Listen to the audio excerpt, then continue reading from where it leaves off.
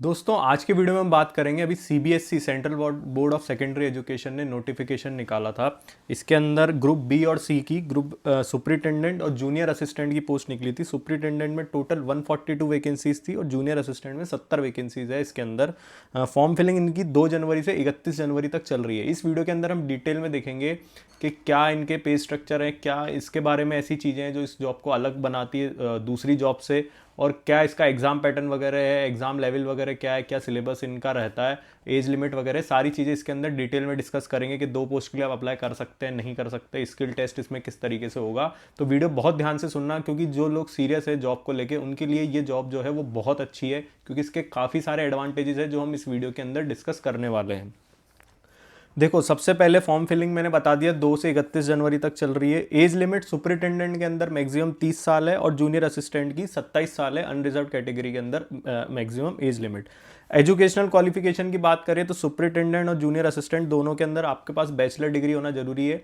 Superintendent की post में इन्होंने कंप्यूटर नॉलेज के बारे में भी लिखा है, लेकिन वो जो आपका टेस्ट वगैरह रहता है, जो भी आप पढ़ाई करके आते हो अभी तक, जैसे किसी 10-12 के अंदर किसी के पास कंप्यूटर होता है, या किसी के पास कॉलेज के अंदर एक ईयर में किसी सब्जेक्ट में कंप्यूटर उसने पढ़ा होता है, या फिर आपका नहीं भी रहेगा तो भी बेसिक्स सबके क्लियर होते हैं। इसका कोई अलग से वो लोग स्किल टेस्ट नहीं लेते हैं।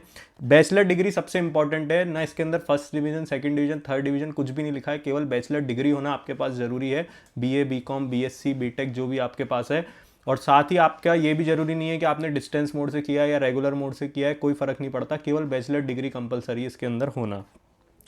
जूनियर असिस्टेंट के अंदर 12th क्लास जो है वो कंपलसरी है। सुपरिटेंडेंट के अंदर जैसा मैंने बता दिया, सॉरी, इसके अंदर बैचलर डिग्री है, और जूनियर असिस्टेंट के अंदर 12th क्लास पास होना आपका जरूरी है। इसके अंदर ग्रेजुएशन भी कंपलसरी नहीं है। इसलिए जो बच्चे अभी तैयारी कर रहे हैं गवर्नमेंट जॉब की, जैसे कई लोग सेकेंड ईयर थर्ड ईयर से स्टार्ट कर देते हैं, तो वो लोग ये फॉर्म फिलअप जरूर करें। इसके अंदर जूनियर असिस्टेंट की जो 12th क्लास क्वालिफिकेशन जो इन्होंने मांगी है, एजुकेशनल क्वालिफिकेशन मिनिमम, वो बहुत इंपॉर्टेंट है। फीस इसकी 800 रुपये है, 800 रुपीज़ जनरल कैटेगरी के लिए। उसके बाद अगर हम बात करें एग्जाम पैटर्न की, तो सब बहुत ध्यान से समझना। 2 टायर एग्जाम है सुपरिटेंडेंट का।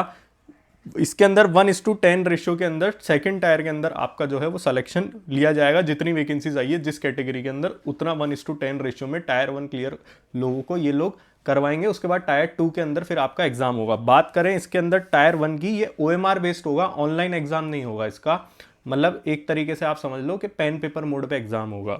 इसके बाद टायर 1 के अंदर पार्ट 1 में आपका आएगा करंट अफेयर और जनरल अवेयरनेस। और सबसे अच्छी चीज़ है, इन्होंने सिलेबस भी इस नोटिफिकेशन के अंदर डिटेल में दिया है।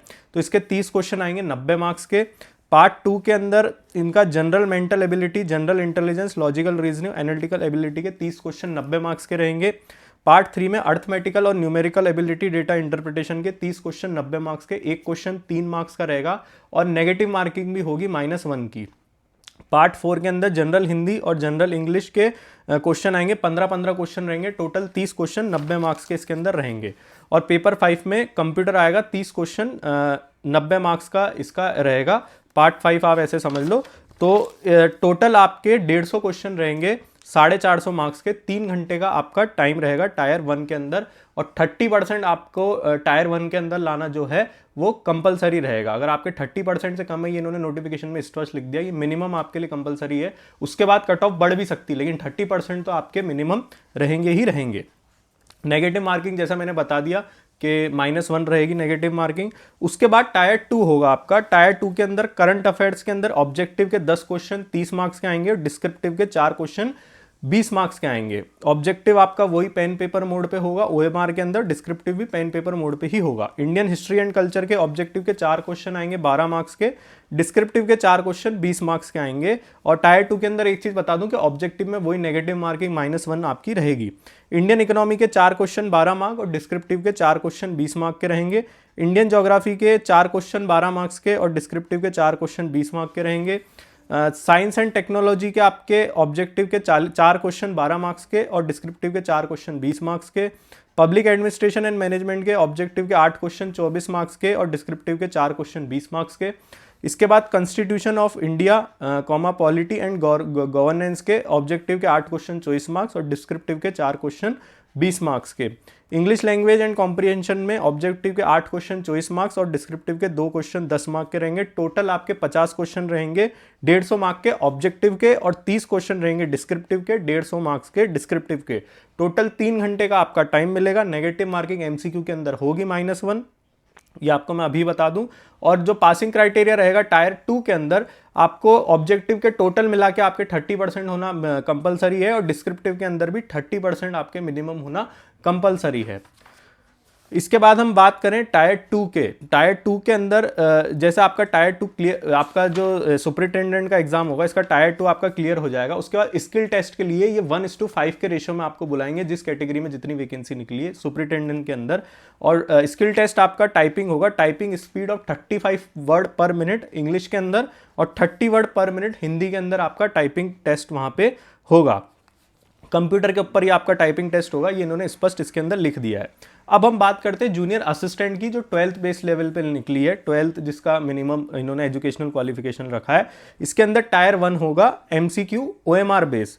पार्ट 1 जीके, करंट अफेयर और जनरल अवेयरनेस के 30 क्वेश्चन रहेंगे 90 मार्क्स के। Part 2 reasoning and mathematical ability के 25 क्वेश्चन रहेंगे 75 मार्क्स के। पार्ट 3 हिंदी और इंग्लिश के 25 क्वेश्चन 75 मार्क्स के रहेंगे। पार्ट 4 कंप्यूटर के 10 क्वेश्चन 30 मार्क्स के रहेंगे। Part 5 awareness about school education examination board के 10 क्वेश्चन 30 मार्क्स के रहेंगे। टोटल 100 क्वेश्चन रहेंगे 30 मार्क्स के। OMR बेस पूरा पेपर होगा। टाइम आपको कंपोजिट 2 घंटे का मिलेगा। इसके बाद जब आप ये क्लियर कर दोगे तो आपका स्किल टेस्ट होगा, उसमें इंग्लिश के 35 वर्ड पर मिनट और हिंदी 30 वर्ड पर मिनट कंप्यूटर पर आपका स्किल टेस्ट लिया जाएगा।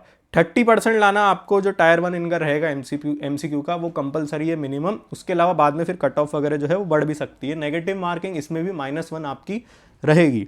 आप दोनों पोस्ट के लिए अच्छी चीज़ें इसके अंदर के अप्लाई कर सकते हैं। फीस आपको अलग अलग इसकी पे करनी रहेगी। बात करें इसके अंदर पोस्टिंग, जो सबसे इंपॉर्टेंट रहती है कई लोगों के लिए, तो इन्होंने पोस्टिंग का पहले ही बता दिया। ये मैं स्क्रीनशॉट साइड में लगा रहा हूँ। Any of the board office, इसके अंदर जैसे अजमेर के अंदर इसका ऑफिस है, भोपाल के अंदर ऑफिस है, तो इसके अंदर ये जो भी इनकी जितनी भी इनकी जगह है वो स्क्रीनशॉट मैं लगा रहा हूँ। नोटिफिकेशन में यहाँ बताया, यहाँ आपकी पोस्टिंग आ सकती है। अच्छी चीज़ ये है कि इसके अंदर रूरल पोस्टिंग आपकी नहीं आएगी, सेमी अर्बन एरिया में भी पोस्टिंग नहीं आएगी, अर्बन एरियाज़ के अंदर ही आपकी पोस्टिंग आएगी, जहाँ से आपकी कनेक्टिविटी वगैरह सब अच्छी रहेगी। और मोस्ट प्रोबेबली अगर आपने एग्जाम क्लियर कर दिया तो हायर चांसेस यही रहते हैं कि आपका नियर बाय स्टेट के आसपास ही आपकी कहीं पोस्टिंग जो है वो आए। इसके अलावा सैलरी देखें तो 7th पे कमीशन के हिसाब से इन्होंने स्पष्ट लिखा है। सेंट्रल गवर्नमेंट की ये जॉब है, और अभी कल ही हमने देखा कि पे कमीशन को लेकर न्यूज़ आने लग गई है कि ये कब से ये लागू होने वाला है, वापस इनका वेज रिवीजन जो है वो होने वाला है सेंट्रल गवर्नमेंट एम्प्लॉइज़ का। तो उसके बाद जो सैलरी है वो काफ़ी अच्छी खासी इनकी जो है वो बढ़ जाएगी। अभी पे लेवल 6 है इसका सुपरिटेंडेंट का, और जूनियर असिस्टेंट का पे लेवल 2 इन्होंने इसके अंदर लिखा है। बाकी इसके अंदर बहुत सारे फायदे रहते हैं, वर्क लाइफ बैलेंस वगैरह अगर हम फाइनेंस सेक्टर से कंपेयर करें, क्योंकि एजुकेशन सेक्टर है, बैंकिंग से या दूसरे सेक्टर से भी, तो उनके कंपैरिजन में ये जॉब जो है वो काफ़ी अच्छी है, प्योर गवर्नमेंट जॉब आपको मिलेगी। इसके अलावा इस जॉब से रिलेटेड और कोई डाउट है तो नीचे कमेंट बॉक्स में टाइप करें, और हमारे चैनल को लाइक शेयर सब्सक्राइब करें। आप लोग का बहुत बहुत धन्यवाद।